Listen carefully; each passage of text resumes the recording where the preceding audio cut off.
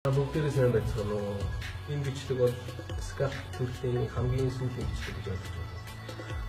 Нийтдээ бид нар юуны талаар суралцах вэ? Одоо бид нар танад одоо юу үлдсэн бэ гэхээр дөрвөн алхам үлдсэн байна. За тэр дөрвөн алхмын эхнийх нь болохоор за нууц бүсийн тракууд байна. За тэгээд үүрэг бичлэгтэй байлгацсан байна.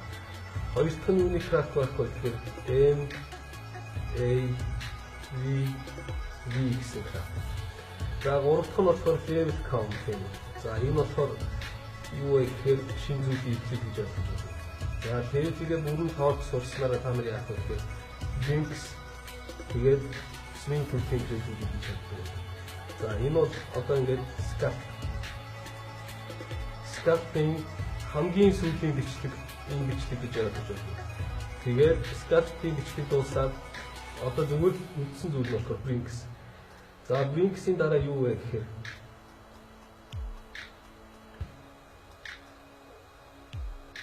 за энэ бол ингээд бурхны юм.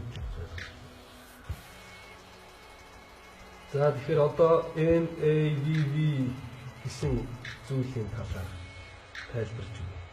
За тэгэхэд бол бид нар юу эргээд нэг сарах вэ гэхээр өдөр болгон хосол дээр high level байна.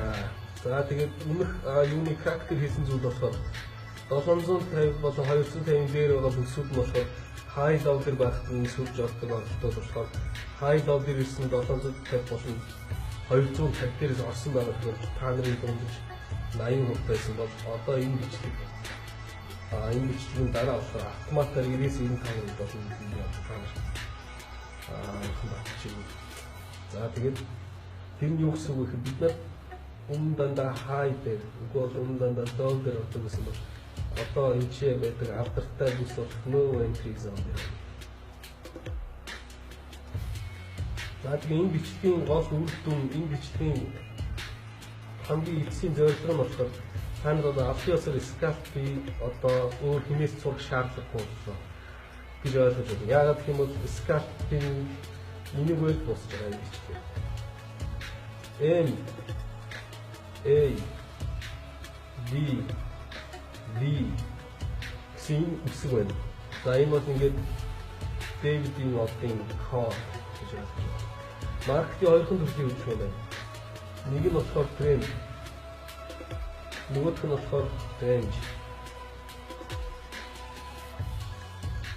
За тэгэхээр трендтэй үед нь ямар кодод байдаг вэ гэхээр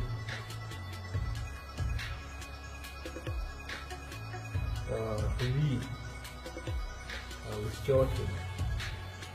За энэ Java trend болохоор A. За энэ концепт гэж байна. За range гэдэг нь юм бэ гэхээр consolidation заагүй oscillation гэсэн. За тэр нь болохоор MV гэх концепт. Тэгэхээр MS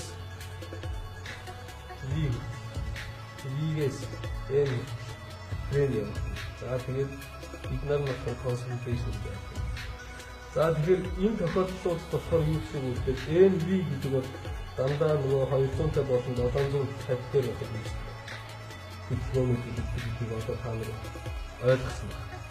За харин ямар үед хамгийн зөв үедээ ямар үед оролтоо хийх вэ? Одоо оролтуудаа хийхдээ яаж 1000% итгэлтэй ордог болох вэ? Ямар ч шалтгаангүй зөвхөн нэг л шалтгаан хараад ордог болно.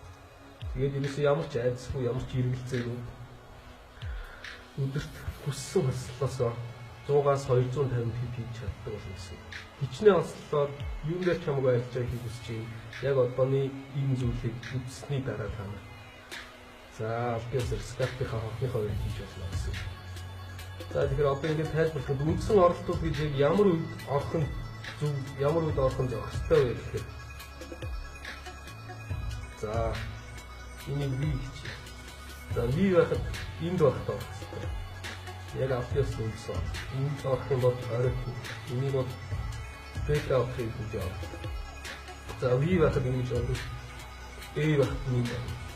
M байхад нэг орно. Үгүй нэг орно. За тэгэхээр энийг юугаар тайлбарлах вэ гэхээр би одоо маш их зүйлийг хэлэх гэж бид нар хоёрхан зүйлийг ярилцсан боловч нэг зүйлийг нь хэлбэлтэй хэлсэн. За тэр бол inside bar. За одоо бидний авч үзэхтэй зүйл юу вэ гэхээр outside bar. outside bar гэж юм бэ. За тэгээд хүсэж байгаа, унтж байгаа тохиолдолд тэр хөдөлгөөний тайлбарын ямар сигналаар илэрхийлэх вэ? За тэгээд ерөөсөө хөдөлгөөн болохоос өмнө зөвхөн нэг л төрлийн дааны хөдөлгөөн үргэлж ноёхон байх хэрэгтэй. Тэр нь ямар хөдөлгөөн бэ гэхээр за ингэж авчих. Энийг болохоор усан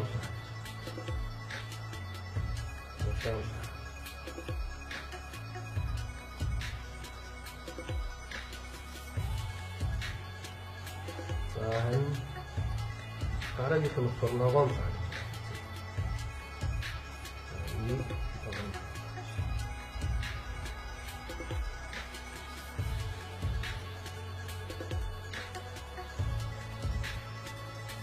За ердөө юм. За нөгөөх нь болохоор ногоон цаа. За тэгээд дараагийнх нь болохоор усан цаа. Энийг юу гэж нэрлэдэг вэ гэхээр ингофин. Тэр нь үсэг үгээр хивээ мах үсгэж байгаа бол за улаан өнгөтэй лаа түүний дараах ногоон өнгөтэй лааны их бийн өмнөх лаанаас том байна. Их бийн өмнөх лаанаас том байна. Тэгээд чиний албан ёсны оролт болохоор дараагийн нийгмийн үүсэх хэмжээ тэр зөвхөн дараагийнхын хэмжээ гэж болно. Үгүй бол 2-3 хэмжээ дараах хэмжээ. Тэрийг болохоор ийм болсон юм гэж нэрлэдэг. За энэ тохиолдолд болохоор шууд дагаж байна. Тэгээд хизээ хаах уу хизээ болохгүй гэж болохоор аль бүст аль чинь очихоос юм гэж байна. За тэгээд хоёр дахь нь болохоор за ногоон хэмжээ байна. Тэгээ унтж байгаа бол ямар хэмжээ хөдөлгөөн сигнал чанга хийх вэ? За тааны хэлний ямар ч зүйл хамгийн гол нь унтж байгаа хөдөлгөөнийхэн лаан ногоон лаанаас том бийтэй гэж байна гэсэн. Тэр тохиолдолд чиний албан ёсны чинь аа нэг байна. За энэ ийм өвчтөлтэй лаан. Энэ жижиг бийтэй лаан. Гэтэл энэний биетийнхээс том байна. Харин чиний албан ёсны оролцтой оролт гэдэг бол лаа ирээдүйд гарчлаа энэ бүсийг сэтгсэн байгаа болохоор энэ чиний NT бүс. Тэгээд заарна гэсэн. Тэгэхээр одоо энийг tool factor тайлбарлахын тулд юу гэж авч үзэх вэ гэхээр за юу энэ дээр болохоор no entry бүс гэдэг болохоор no entry бүс бол тренд гэсэн. За трендийг болохоор за ингэж энэ ногоон юу таамаг ингээд өсөж явлаа.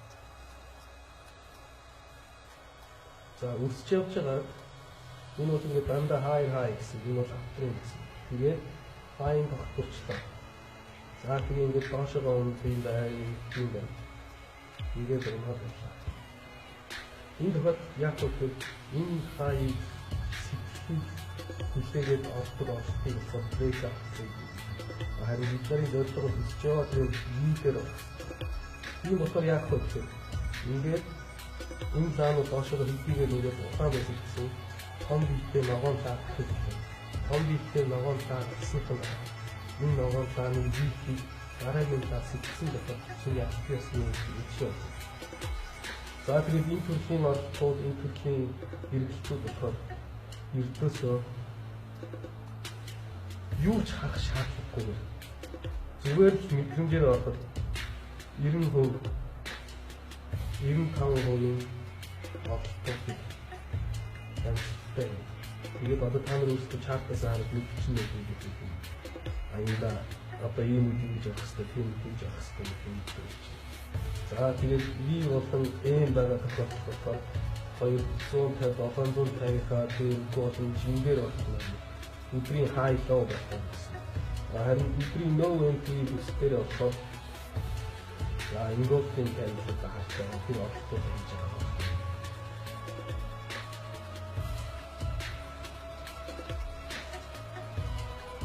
Тэгэхээр дахиад нэг удаа сануулъя.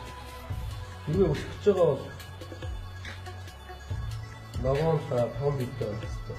За өнөхөн заавал улаан байх хэрэгтэй. Энэ заавал улаан байх хэрэгтэй. Тэгээд дараагийнх нь даан чиний ухаад энэ жижигхэн бичлэг аа. Энэ болохоор энэсээ том бичлэг. Чиний ардын орд хизээ байгаа гэхээр энэ том бичлэг дааны сэтгэгдсэн байгаа хэрэг. Трендийг юугаар баримжаа авах вэ гэхээр мөнгөний average 50. Мөнгөний average 50-ийн дээр байгаа тохиол ямар ч үйл зөвхөн хөвгөж авах. За 50-ийн доор байгаа тохиолдолд ямар ч үйл зөвхөн зар болох. Харин сүлж орох оролцоод болохоор өдрийн лоо бүрдсэн гэж үзэх үедээ видео бол өдрийн хай бүрдсэн гэж үзэх үедээ энэ дэр. Тэгээд ямар ч хосол дээр хамаагүй бүх хосол дээр ирэхлээр одоо та нар өдөр 100-аас 200 пип ямар ч гэргэлзээгүй хийх цаг чинь болсон.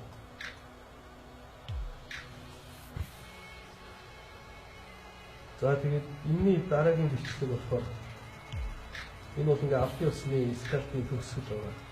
Тэгээд та нар 5 минутын чарт дээр ажиллаад авах гэдэг. Тэгээд эхний 1 сарын туршид та нар ядахтаа 2 хослол дээр ажиллаад өөрсдөө мастер бод сурчлаа. Юу яах вэ?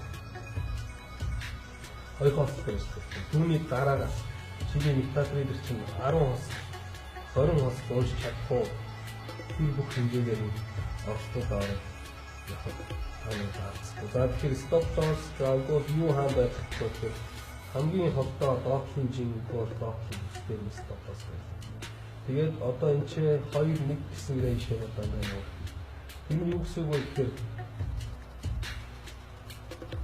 энэ ч candle-ийн сигнал байдаг. За энэ бол ингээд candle-ийн noise хөдөлгөөний гэдэг байна гэсэн. Ямар ч хөдөлгөөний ихтгэл болгон дээр юм байна. За тэгэхээр юм байлаа гэхэд энэ бол ингээд үрсэн гэсэн үг юм. Та нарын take profit за stop loss хаана байх вэ гэхээр энэ цаг ингээд бүхний нэрсэлд орох гэсэн. Stop loss чинь энэний доор байдаг. За чиний ардын нэг гэж нөхөр энийг сэтгэхэд орсон. Гэвч чиний take profit хаана байх вэ гэхээр энийг нэг гэж үзэхэд энэ 10 пип байх take profit чинь 20 пип байх юм. За энэ болохоор 2-ны 1 ratio шиг. За тэгээд стартынхаа энэ бичлэгийг авах гэсэн юм байна. Үүний дараагийн чиглэл бол шейл топ крак байна.